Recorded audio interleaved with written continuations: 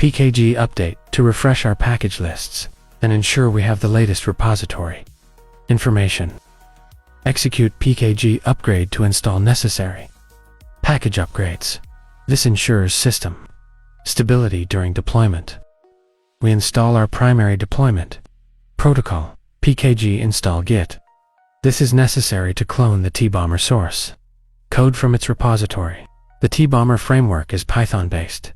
We ensure all required interpreters are present by executing PKG install Python. As you can see on the screen, we copy the GitHub link for the T-Bomber tool. Execute git clone, followed by the link. This pulls the source code into our local directory. Give it a moment to finish.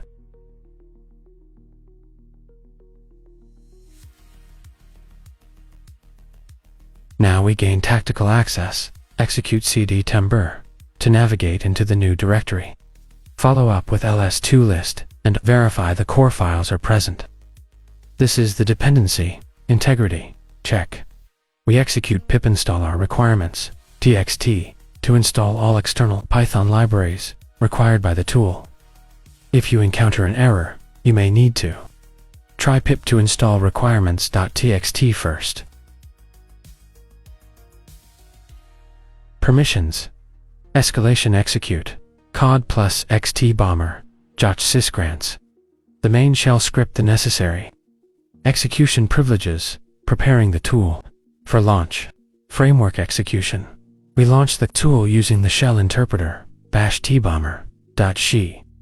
The interface should now appear. The tool is initiating its core components. Press any key and allow the system a brief moment to complete the final setup and configuration. The main menu appears. Select option. Too likely the installation dependency. Check option for the tools submodules. Execute the command and allow it to install any necessary components. The attack menu appears, offering SMS, bomber, call bomber, OR mail, bomber.